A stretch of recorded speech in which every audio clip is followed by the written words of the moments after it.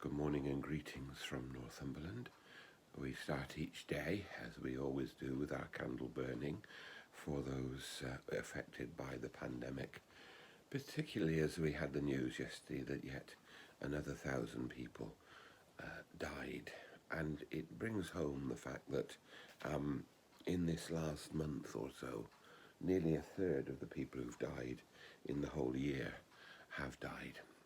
We're not through the whole thing yet, but things are looking better. But vigilance and all of us doing what we can for others is very important. I'm looking again today at St. Mark's Gospel, chapter 7. And it's a very interesting encounter.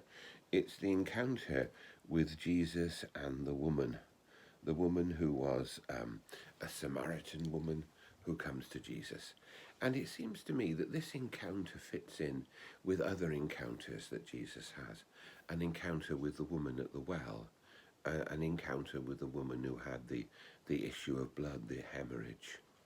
These are all people who are outside the normal ambit of the Jewish society, either because of their illness or because of their race. And they are a challenge, I think, to our understanding of who Jesus came for. The first understanding we always have of Jesus is he comes as a culmination of God's dealings with his people, the Jewish people. He is the fulfillment of the prophets. He is the one who comes. But of course, he causes trouble straight away because he challenges some of the religious principles and the traditions of the Jews, and we've been looking at that recently. But here there is another challenge. The Samaritans, so they say, were often called the dogs or the wolves. They were seen as the jackals, if you like, outside society. And Jesus has this encounter with this woman. And he says to her, we can't give the children's bread, not to the jackals or the wolves, but to the house dogs, the puppies. And I don't know if he says this as a parable or if he says this as part of his understanding of God's purposes for him. I simply don't know, and we simply can't tell. But the woman comes back to him and she says, but out of love, you could give me this gift. She didn't say, I demand it. She says, you could give me this gift out of love. And Jesus responds.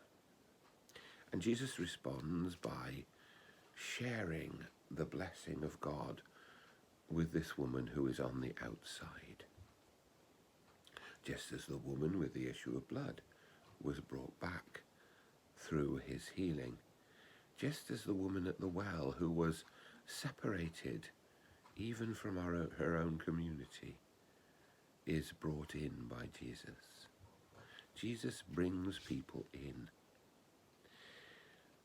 Rowan Williams, the former Archbishop of Canterbury, once wrote, Jesus came to break down the barriers. The problem is the church has been trying to re-erect them ever since. It's a damning statement, but of course it has a resonance and a degree of truth.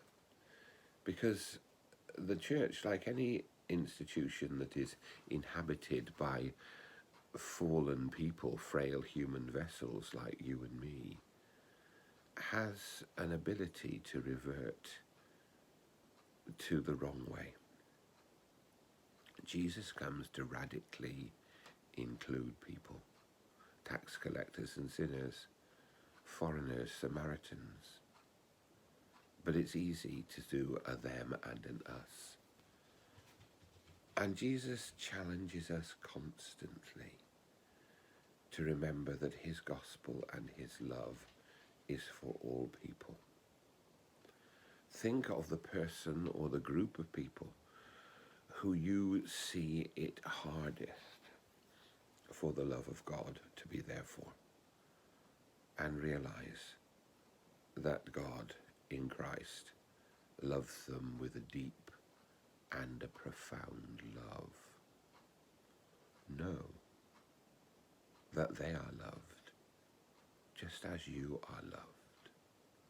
They are included just as you are included. They are invited to walk with Christ just as you are invited to walk with Christ. It cracks open our understanding, and it leads us to knowing the power and the inclusive love of God in Christ. May God bless us today.